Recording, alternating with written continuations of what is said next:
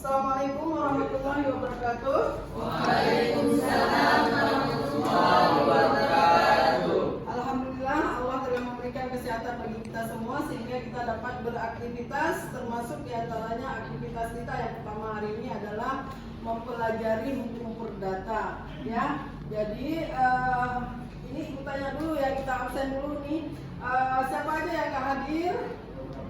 Oh, ada beberapa orang nggak hadir, nggak masalah ya. Mungkin karena baru minggu kedua ada yang masih santai mungkin ya. Ya ibu apresiasikan untuk kalian yang aktif seperti ini ya. Hari pertama dan hari kedua itu nggak ada bedanya dengan hari-hari selanjutnya. Nah, alhamdulillah kita waktu pertemuan pertama itu sudah pernah membahaskan ya.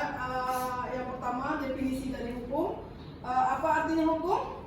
Apa definisi hukum itu yang bisa kalian ambil kesimpulan sehingga kemarin kita pernah membahas definisi hukum. Ternyata sampai hari ini kalian masih teringat, oh ini bu ada definisi hukum. Bukan artinya definisi hukum harus textbook, harus dengan bacaan dalam buku, tapi menurut pengertian kalian apa sih sebenarnya yang disebut dengan hukum? Siapa tahu?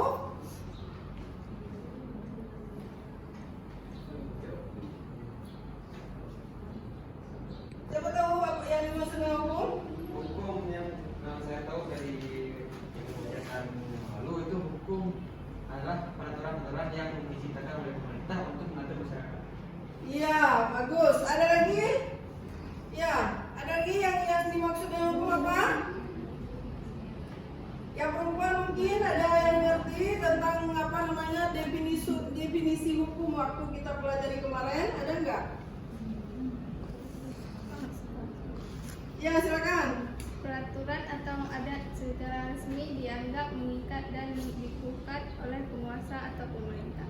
Iya, bagus. Nah, berarti ibu udah bisa menyimpulkan bahwa kalian sudah mengerti apa sebenarnya arti dari hukum itu. Nah, kemudian ya seperti disebutkan tadi, hukum itu ada dibagi berapa? Dua, yaitu hukum tertulis dan tidak tertulis. Yang tertulis berarti apa? Undang-undang ada undang-undang hukum perdata dan undang-undang hukum pidana. Ya, hari ini kita pelajari pengantar hukum perdata.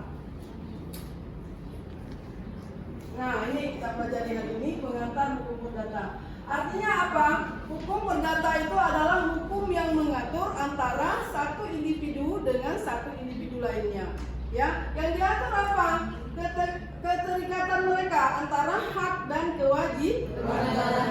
kewajiban. Nah, kalau kita lihat, kalau misal apa yang harus diatur itu berarti adanya keterikatan. Misalnya saja ya, antara satu orang majikan dengan satu orang karyawan. Misalnya satu toko ya, dia buka loker ya, membutuhkan tenaga kerja ya, untuk melayani pelanggan misalnya.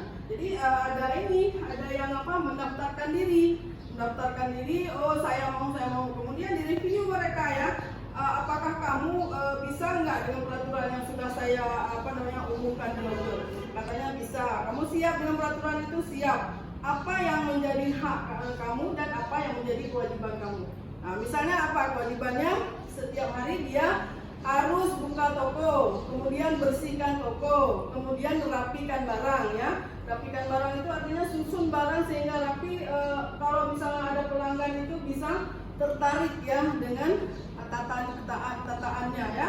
Jadi kalau misalnya kadang-kadang kalau kita bilang ada barang yang toko ini dengan toko yang sebelahnya itu barangnya sama, tapi karena letaknya beda dan tidak bagus, tidak rapi, maka daya tariknya kurang. Nah, sehingga perlu orang yang mungkin di situ juga disebutkan ya, orangnya disiplin, orangnya rapi, kemudian orangnya meyakinkan gitu. Jadi di situ juga muncul dominannya berarti rapi gitu ya. Nah, jadi itu adalah yang disebut dengan hukum perdata yang mengatur antara satu orang dengan orang lain. Nah, kemudian ada juga lagi misalnya seperti ini,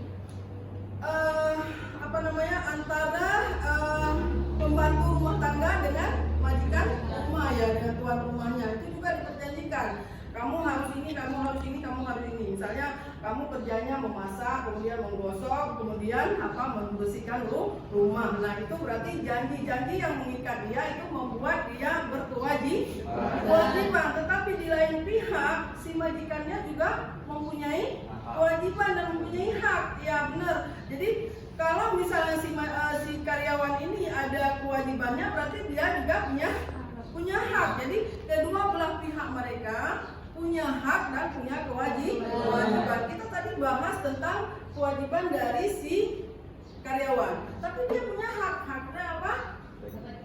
Iya, dan haknya menerima gaji. Kemudian kewajiban dari majikannya apa? Iya, menerima hasil kerja dari si karyawan. Jadi menerima hasil kerja dari si karyawan. Kemudian si majikan juga punya kewajiban. Apa kewajiban dia? Membayar, ya benar kali. Membayar gaji untuk si karyawan yang telah menunaikan kewajibannya. Jadi kedua belah pihak itu saling mendukung antara memberi hak dan memberi kewajiban. Itu dalam memberi kewajiban juga bukan sebenarnya harus melakukan sesuatu. Juga kadang-kadang tidak boleh melakukan sesuatu. Contohnya apa? Misalnya ada karyawan begini ya, yang namanya sekarang lagi trennya pakai HP ya kan? Mungkin majikannya berjanji, ini kamu selama buka toko ya tidak boleh main HP. Jangan kamu pelanggan datang kamu asik dengan HP, ternyata pelanggan itu keluar balik nggak jadi belanja. Jangan seperti itu. Berarti itu jangan melakukan. Kemudian juga ada juga yang harus memberi gitu. Harus memberi, ada juga perjanjiannya harus memberi. Artinya apa? Misalnya berjanji dengan satu orang, kamu janji ya sama saya ya, setelah 3 hari kamu pakai uang saya, nanti kamu harus balik uang saya ya. Berarti itu berjanji harus memberi. Jika sudah jatuh tempo. Nah itu pengantar hukum. Sekarang kita mulai dengan pengertian hukum ya. Pengertian hukum perdata. Artinya hukum perdata itu adalah mengatur antara pribadi satu. Iya. Nah ini dia. Nah ini pengertian hukum perdata.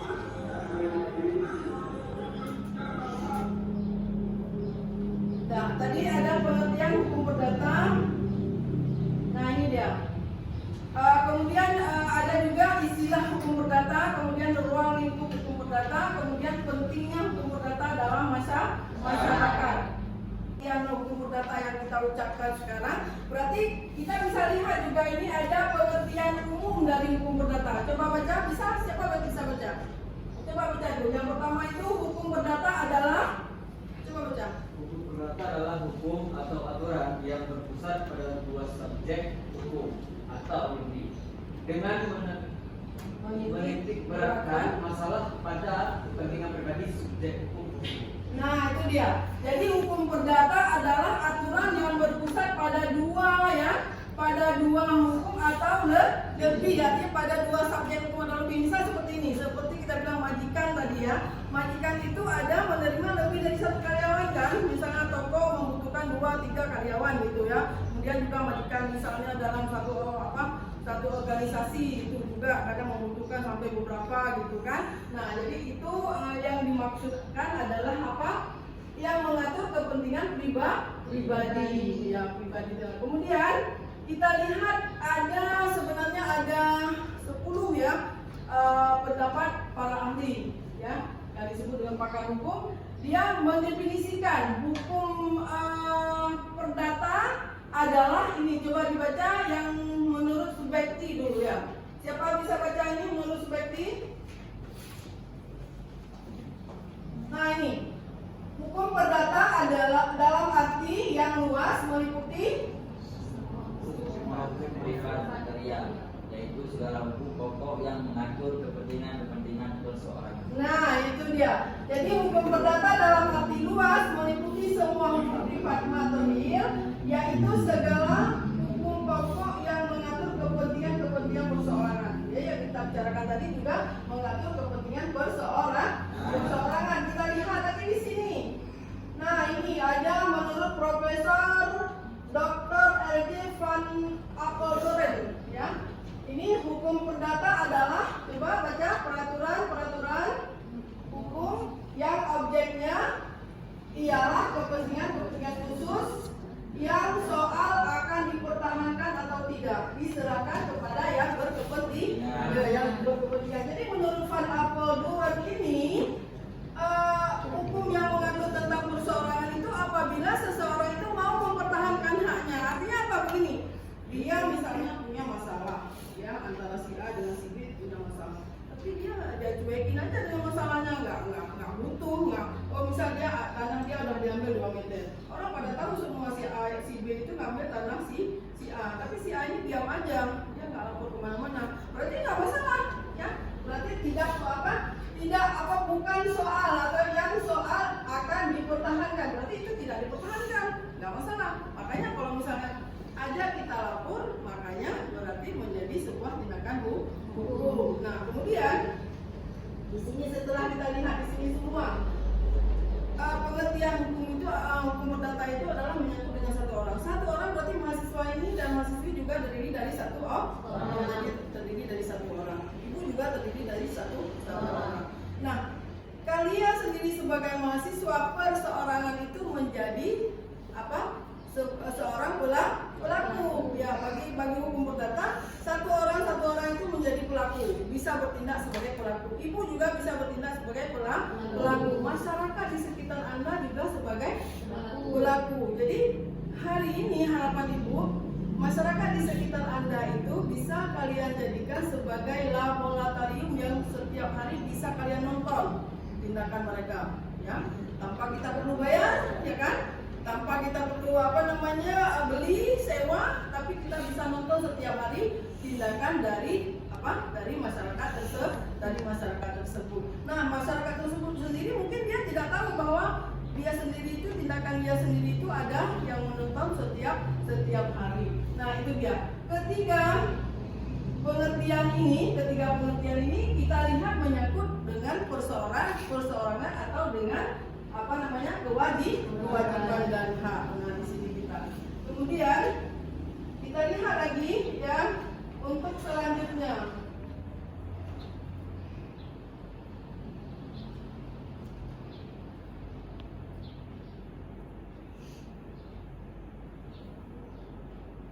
Nah, ini ada contoh kasus, ya.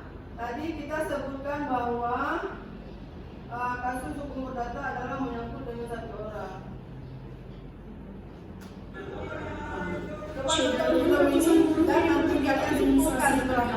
Serikat Pekerja Aceh berunjuk rasa pada peringatan Hari Buruh Internasional pada Senin 1 Mei 2023. Aksi massa buruh dimulai dari Masjid Raya Baitur Rahman, Bundaran Simpang 5, dan berakhir di Gedung Dewan Perwakilan Rakyat Aceh. Dalam orasinya, Ketua DPW Federasi Serikat Pekerja Metal Indonesia Aceh, Habibie Insan, meminta pemerintah segera menyelesaikan permasalahan ketenagakerjaan dan mencabut Undang-Undang Cipta Kerja dan Omnibus Law yang telah lama bergulir. Masa juga menyuarakan tentang pemutusan hak kerja, tunjangan hari raya yang tidak dibayarkan, upah di bawah standar, dan status kerja yang kurang jelas, sehingga perlindungan buruh pada sektor perkebunan. Selain itu, SPA juga menolak RUU Kesehatan. Mereka mendesak pemerintah melakukan reformasi agraria dan kedaulatan pangan. Serikat Pekerja Aceh juga mendesak agar kanun atau peraturan daerah ketenagakerjaan nomor 7 tahun 2014 yang direvisi segera disahkan sebagai bentuk perlindungan terhadap buruh di Aceh.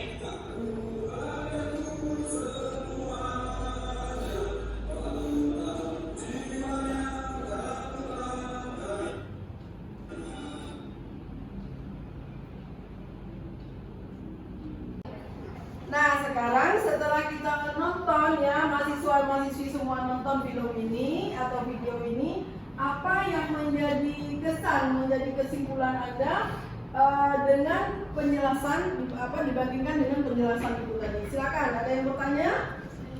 Iya, silakan. Jadi setelah saya nonton video tersebut, saya menimbulkan satu pertanyaan. Biasanya tuh kalau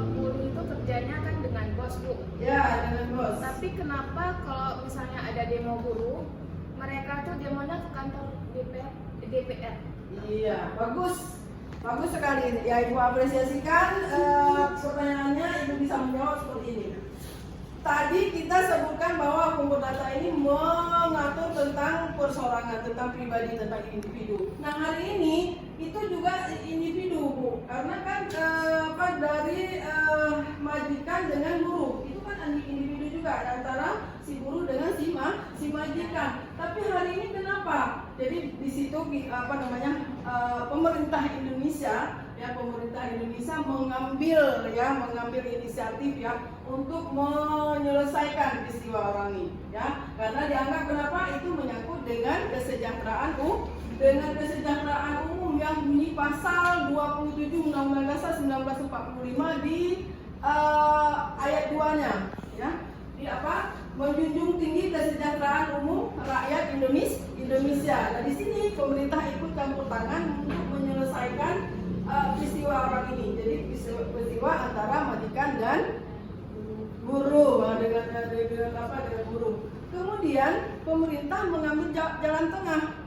Karena ini menyangkut dengan privat tapi nggak bisa diselesaikan, menyangkut dengan dengan pidana juga nggak bisa diselesaikan, maka pemerintah mengeluarkan undang-undang di tengah. Undang-undang di tengah itu tidak memihak ke pidana dan tidak memihak ke perdata. Kemudian dikeluarkan undang-undang di tengah itu disebut dengan undang-undang banci, yaitu undang-undang ketenaga kerjaan yang mengatur tentang buruh dan majikan. Nah, itu undang-undang banci. Kalau kita banci kita sebut di sini apa? Bukan laki-laki dan bukan perempuan, bukan laki-laki dan bukan perempuan. Tapi hari ini bukan pidana dan bukan perdata. Nah, itulah dia. Maka kenapa si karyawan atau si buruh itu beramai-ramai demo ke kantor DPRA. Nah itu karena mereka begini, yang bisa menerima nasib yang menyelesaikan nasib mereka itu adalah DPR, karena DPR itu adalah hasil dari pemilihan kita waktu pemilu yang kita rasakan mereka itu bisa menyelesaikan atau bisa menyampaikan aspirasi kita di dalam masyarakat. Nah itu dia. Jadi kalau pilih anggota dewan nanti itu lihat dulu siapa yang mampu membawa aspirasi kita. Nah disitulah maka kemudian mereka menganggap bahwa DPR lah yang mampu menyampaikan ke pemerintah. Nah itu jawabannya ya. Kemudian kita lanjutkan lagi.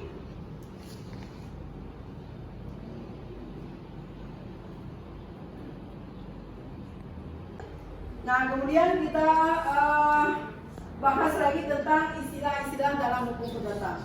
Ya, istilah dalam hukum perdata ada orang menyebutkan hukum perdata dan ada juga orang menyebutkan hukum privat. Ya, kemudian ada juga orang menyebutkan hukum sipil. Kalau orang sebutkan hukum perdata maka terbayang lawannya adalah hukum pidana. Kemudian kalau bisa kita sebutkan hukum privat maka terbayang lawannya adalah hukum publik. Begitu juga dengan hukum sipil, terbayang hukum militer. Nah di sini dia istilah-istilah ini, ketiga istilah ini, hukum perdata dan hukum privat itu, kemudian hukum sipil itu maksudnya sama satu artinya. Jadi jangan nanti seperti ini. Kalau misalnya kita begini loh, hari ini kita nggak tahu bahwa istilah filsafat itu ada, istilah perdata itu ada 3. Kalau misalnya orang lagi ngomong, sudah dia ngomong perdata, nanti dia ngomong privat. Habis itu dia bilang lagi sekali dia masukkan sipil. Apa sih ngomong dia tuh campur-campur? Padahal nggak campur mereka. Istilahnya sama, cuma kita aja yang tidak mengerti.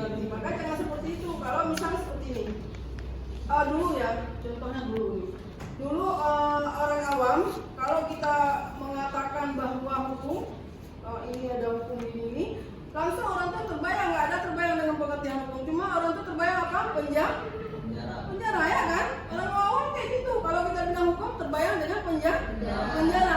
Kalau misal lihat polisi, lihat tentara, maka terbayang kantor pengadilan. Nah itu jadi nggak bisa lihat ya, polisi nggak bisa lihat, tentara nggak bisa lihat, langsung terbayang dengan pengadilan. Kalau kita bilang hukum langsung terbayang dengan penjara gitu. Itu orang dulu. Maka di kalangan kita jangan seperti itu. Kalau kita bilang hukum berarti peraturan. Kalau kita bilang tentara dan polisi berarti pihak berwajib, ya kan? Kalau kita bilang tadi lagi penjara berarti itu sebuah tahanan, ya kan? Yang sudah diponiskan oleh pengadilan. Nah itu kita harus bisa pilah-pilahkan. Nah makanya dengan sendirinya kalau kita tahu istilah kita nggak kelabakan dalam mengerti sesuatu, ya. Kalau kita nggak tahu istilah ya sedikit aja orang bilang begitu udah nggak tahu lagi. Nah kita pikiran kita udah ngawur, ya. Kita lanjutkan.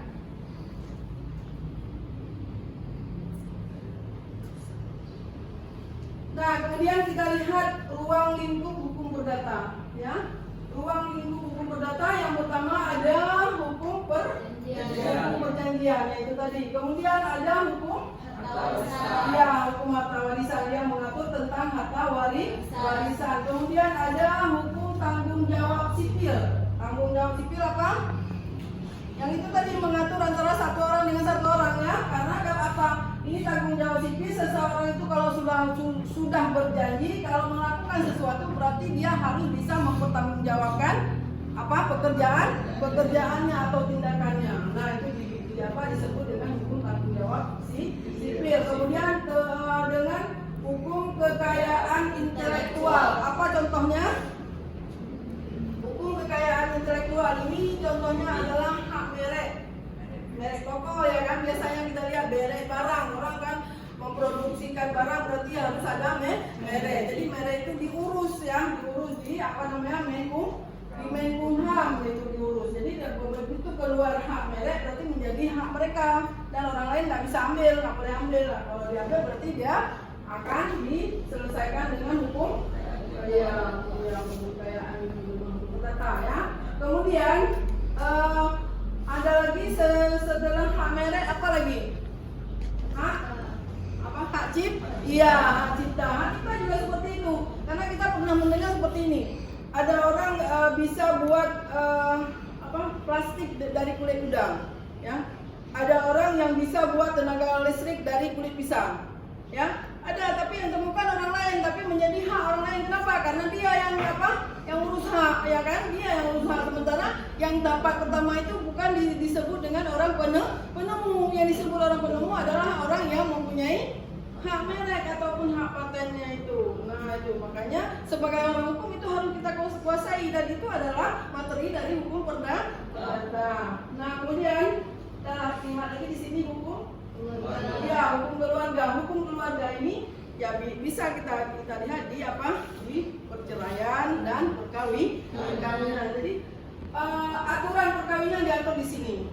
Kemudian aturan perceraian juga diatur di hukum keluarga juga. Nah di sini. Kemudian hak untuk pertanggungjawaban kepada anak. Kan ada orang yang udah cerai, ya anak ini siapa sih bu. Kemudian yang besar nggak mau ikut ibunya, mau ikut bapaknya. Kemudian yang kecil diambil sama bapaknya, ternyata nggak boleh. Kenapa nggak boleh?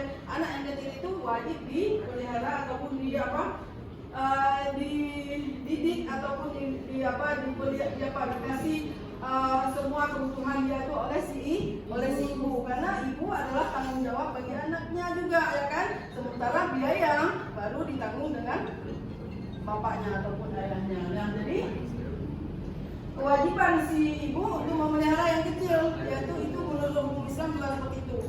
Yang si ibunya itu harus memelihara yang kecil. Kalau si yang gede ini, yang udah gede-gede anaknya ini, itu tergantung dia. Kan dia udah bisa berpikir kan, apakah dia mau ikut ayah? Kenapa dia ikut ayah? Mungkin dia waktu keseharian mungkin lebih sayang ayah daripada ibu ke dia, ya kan? Oh saya lebih manja sama ayah, jadi saya ikut ayah aja. Nah itu di pengadilan diselesaikan. Kemudian saya mau ikut ibu karena gimana pun itu ibu saya, ya kan? Nah kan seperti itu. Ada cerita misalnya gini, ada ayahnya ataupun mamanya, ya seorang mamanya, orang tuanya itu gila. Jadi tapi dia tetap mengaku bahwa itu orang tuanya. Karena kenapa? Itu adalah orang tuanya dan itu ibunya. Padahal dia udah memalukan sekali dengan sifat dan tindakan dari ibunya. Tapi namun karena itu ibunya, dia tetap mengaku itu adalah ibunya. Nah itu, jadi dengan sendirinya dia bagaimanapun, walaupun memang nanti kalau dibagi kamu mau ikut mana, nanti pasti dia bilang saya ikut dua-dua. Saya sayang sama ibu dan saya sayang sama ayah. Nah gitu. Kalau dia udah bisa memikirkan, kalau bisa dia bisa membandingkan, ya kan? Nah kemudian di sini ada hukum apa lagi? Hukum kontrak. Ya, hukum kontrak di sini hukum apa? Sewa menyewa. Ya, sewa menyewa. Misalnya boleh juga misal ini, ada Al-Hilal ini menerima tenaga kontrak misalnya, pegawai kontrak berapa orang, ya kan? Di situ diatur dengan hukum perdata juga itu, walaupun memang menyangkut dengan perseorangan, ya kan? Tentara mungkin bisa saja berjanji sama siapa nih? Pembimbing pembina yayasan mungkin, ya, dengan pembina yayasan itu berjanji antara satu orang dengan satu orang. Namun kalau misalnya nanti ada pelanggaran itu dari beberapa ketentuan itu harus diselesaikan dengan hukum perdata. Jika memang tidak diselesaikan berdasarkan hukum hukum adat. Maka saya cerita tadi apa? Hukum perdata tadi ada bisa juga diselesaikan dengan hukum adat.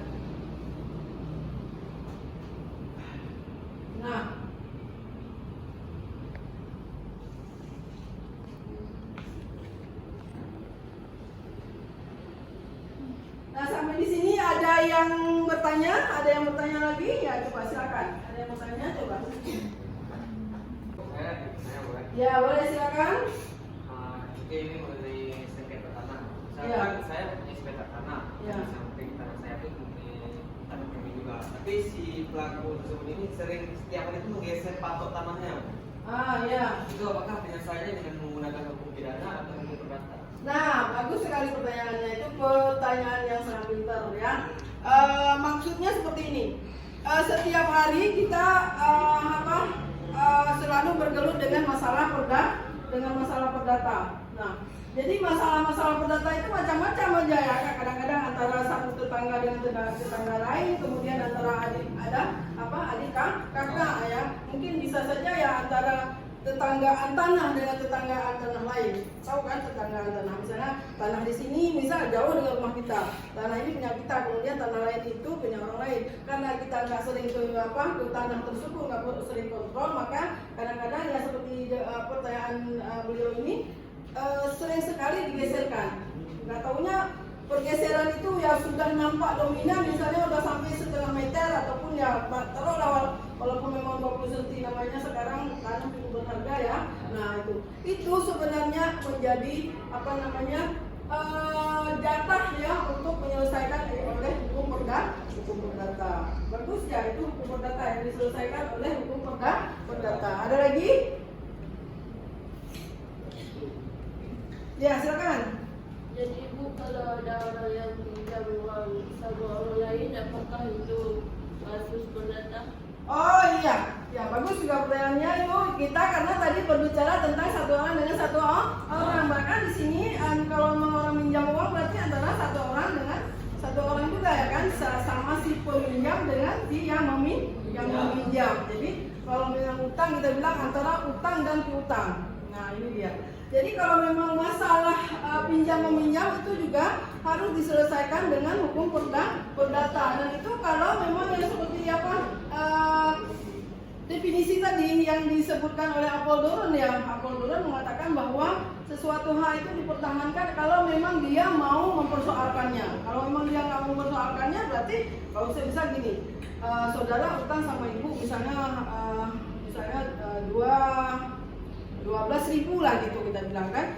Terus ibu misalnya kemarin ibu bilang ini bisa kamu selesaikan dengan waktu 20 hari, bisa katanya. Ternyata setelah 20 hari nggak bisa diselesaikan, tapi bagi ibu ya ibu maafkan aja, nggak masalah. Berarti nggak perlu diselesaikan secara adat. Mungkin begini, ya ibu udah maafkan kamu, udah selesai, ya kan? Berarti tidak perlu dibayar. Kalau memang jadi masalah berarti harus dibawa ke perdata berdasarkan perjanjiannya. Nah itu dia. Jadi ada lagi pertanyaannya? Siapa yang mungkin ada unek-unek mau bertanya dengan penjelasan tadi, silakan.